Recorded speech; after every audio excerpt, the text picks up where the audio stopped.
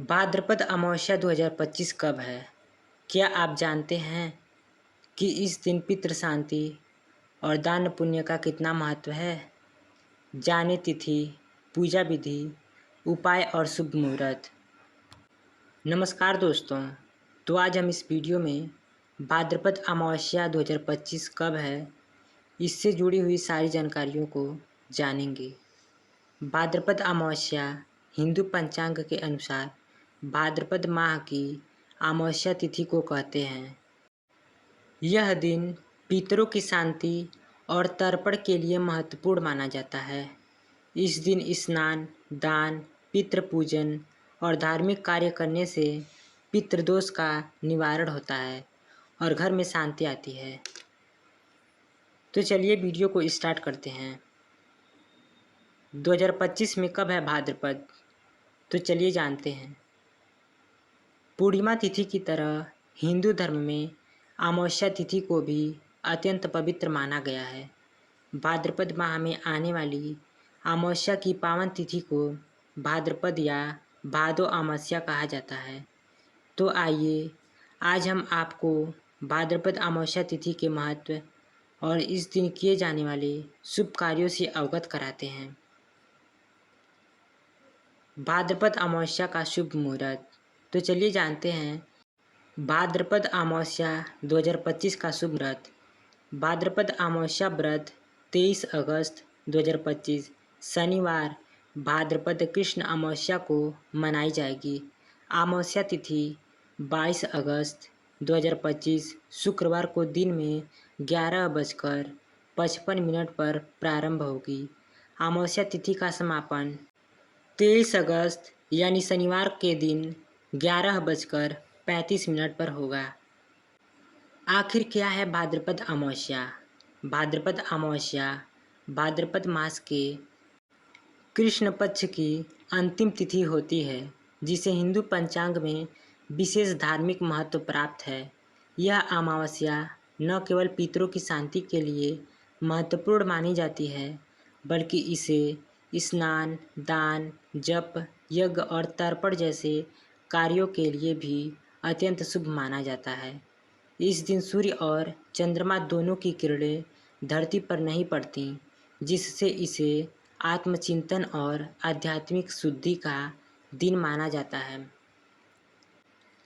क्यों मनाया जाता है भाद्रपद अमावस्या? तो चलिए जानते हैं क्यों मनाते हैं भाद्रपद अमावस्या। भाद्रपद अमावस्या पितृ कार्यों और पूर्वजों को श्रद्धांजलि देने के लिए मनाई जाती है।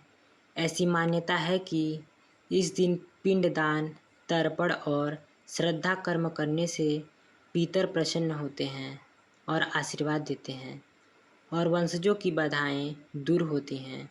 साथ ही इस दिन भगवान शिव और कृष्ण दोनों की पूजा का भी विधान है, क्योंकि यह मास स्वयं भगवान कृष्ण को समर्पित होता है।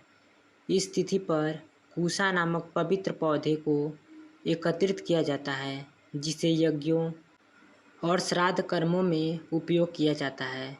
इस कारण यह दिन कुशग्रहणी अमावस्या के नाम से भी जाना जाता है। भाद्रपद अमावस्या का महत्व। भाद्रपद अमावस्या का धार्मिक और आध्यात्मिक दृष्टि से अत्यंत महत्व है। इस दिन किए गए तर्पण और दान पुण्य का फल अनेक गुना बढ़ जाता है। यह तिथि पितरों की आत्मा की शांति के लिए श्रेष्ठ मानी जाती है। कुशा एकत्रित करने की परंपरा इसे कुशग्रहणी या कुशोत्पाटिनी अमावस्या बनाती है। कुछ क्षेत्रों में इसे पिठौरी अमावस्या भी कहा जाता है, जहां महिलाएं संतान सुख और पारिवारिक सुख शांति के लिए व्रत रखती हैं। इस दिन पूजा पाठ, दान, व्रत और पवित्र नदियों में स्नान करने से समस्त दोषों की शांति होती है और पुण्य की प्राप्ति होती है। तो चलिए जानते हैं भाद्रपद अमावस्या की पूजा विधि। सुबह जल्दी उठकर स्नान करें और स्वच्छ वस्त्र धारण करें। पूजा स्थल को साफ करें और गंगा जल से छिड़काव करें। कलश को स्थापित करें और उसमें रोली, चावल और फूल डालें। पितरों का ध्यान करें और उनकी आत्मा की शांति के लिए प्रार्थना करें। दीपक और धूप जलाएं, नैवेद्य को भगवान को अर्पित करें, कुश और तिल का दान करें, पितृदोष निवारण के लिए मंत्र का जप करें, किसी ब्राह्मण को भोजन कराएं। भाद्रपद अमावस्या के धार्मिक अनुष्ठान क्या हैं, तो चलिए जानते हैं। भाद्रपद अमावस्या के दिन प्रातःकाल किसी पवित्र नदी में स्नान करने के बाद सूर्य देव को अर्घ्य दें। अगर नदी में स्नान करना संभव न हो तो घर पर ही नहाने के पानी में गंगा जल डालकर स्नान करें। अर्घ्य देने के बाद बहते हुए जल में तिल प्रवाहित करें। इसके बाद स्वच्छ वस्त्र पहनें। फिर भगवान भोलेनाथ व कृष्ण भगवान की पूजा करें। पितरों की शांति के लिए इस दिन गंगा या किसी अन्य पवित्र नदी के तट पर पिंडदान करें। पिंडदान के बाद किसी निर्धन व्यक्ति को भोजन कराएं व दान दक्षिणा दें। भाद्रपद अमावस्या पर धार्मिक अनुष्ठान के लाभ। कहा जाता है कि अगर धार्मिक कार्यों में उपयोग की जाने वाली कुशाओं को इस दिन एकत्रित किया जाए तो उन धार्मिक कार्यों का फल अत्यंत पुण्यदायी होता है। इस दिन सुहागिन स्त्रियां पिठौरी अमावस्या का व्रत करती हैं, जिसके प्रभाव से उन्हें संतान रत्न की प्राप्ति होती है और उनका जीवन सुखमय होता है। अगर आप काल सर्प दोष के निवारण की पूजा कराना चाहते हैं तो इसके लिए भी भाद्रपद अमावस्या की तिथि उत्तम है। इस दिन पीपल के पेड़ के नीचे सरसों के तेल का दिया जलाने की भी परंपरा है और उस पेड़ की 7 परिक्रमाएं भी की जाती हैं। इस दिन शनि देव जी की भी पूजा अर्चना करने का विधान है। इससे शनि देव की बुरी दशाओं से मुक्ति मिलती है। भाद्रपद अमावस्या के धार्मिक उपाय। भाद्रपद अमावस्या पर किए गए उपायों से पितृदोष, पूर्वजों के कष्ट और ग्रह बाधाओं से मुक्ति मिल सकती है। इस दिन किए गए धार्मिक उपायों का विशेष फल मिलता है। इस दिन सूर्योदय से पूर्व गंगा स्नान या किसी पवित्र नदी में स्नान करें। संभव न हो तो घर में जल में गंगा जल डालकर स्नान करें। पितरों के लिए तिल, जल और काले तिल से तर्पण करें। पिंडदान अवश्य करें। विशेष रूप से गाय को रोटी, कुत्ते को भोजन और कौवे को तर्पण अर्पण करें। ज़रूरतमंदों को अन्न, वस्त्र और दक्षिणा का दान करें। पीपल के वृक्ष के नीचे दीपक जलाकर परिक्रमा करें और पितरों की शांति की प्रार्थना करें। घर में भागवत गीता, गरुड़ पुराण या विष्णु सहस्त्र नाम का पाठ करें। इस दिन काले तिल का हवन कराना भी पुण्यकारी माना जाता है। भाद्रपद अमावस्या पर क्या नहीं करना चाहिए।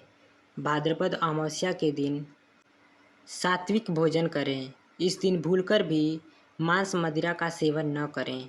अमावस्या तिथि के दिन इस बात का विशेष ध्यान रखें कि आपके किसी कार्य से आपके पितरों को दुख न पहुँचे। अमावस्या के दिन कुत्ते, गाय, कौवा आदि को भूलकर भी किसी भी प्रकार से हानि नहीं पहुँचाएं, विशेषकर तब जब वे भोजन कर रहे हों। अमावस्या के दिन अपने घर भिक्षा मांगने आने वालों को खाली हाथ न लौटाएं। उनको अपनी क्षमता के अनुसार दान अवश्य दें। इस दिन और हमेशा इस बात का ध्यान रखें कि बड़े बुजुर्गों का अपमान न करें या कोई भी ऐसा कार्य न करें जिससे उनके मन को ठोस पहुँचे। भाद्रपद अमावस्या के दिन क्या करना चाहिए। भाद्रपद अमावस्या के दिन सूर्योदय से पहले उठकर स्नान करें और पवित्रता रखें। अपने पितरों के नाम से तर्पण, श्राद्ध और दान पुण्य करें। ब्राह्मण भोजन या गौ सेवा करें। इससे पितृ प्रसन्न होते हैं। ज़रूरतमंदों को अन्न, जल, वस्त्र या छाता आदि का दान करें। इस दिन मौन व्रत या उपवास भी रखा जा सकता है। भगवान शिव और श्री कृष्ण की पूजा करें। विशेष रूप से ओम नमः शिवाय मंत्र का जप करें। भाद्रपद अमावस्या न केवल पितृ तर्पण और श्राद्ध का पर्व है, बल्कि यह आत्मशुद्धि, दान, पुण्य और आध्यात्मिक साधना का एक पवित्र अवसर भी है। इस दिन पूर्वजों को स्मरण कर उनके प्रति कृतज्ञता प्रकट की जाती है और उनके आशीर्वाद से जीवन के कष्टों से मुक्ति की कामना की जाती है। कुश एकत्र करने की परंपरा शिव और श्री कृष्ण की आराधना, व्रत और ब्राह्मण सेवा जैसे कार्य इस दिन को और भी पुण्यकारी बना देते हैं। यदि श्रद्धा और नियम पूर्वक इस तिथि का पालन किया जाए तो यह न केवल पितरों को संतुष्ट देती है बल्कि जीवन में सुख, शांति और समृद्धि भी प्रदान करती है। तो दोस्तों, अगर मेरे द्वारा दी गई जानकारियाँ आप लोगों को पसंद आ रही हैं तो वीडियो को लाइक, शेयर, कमेंट करें और चैनल को सब्सक्राइब करना ना भूलें।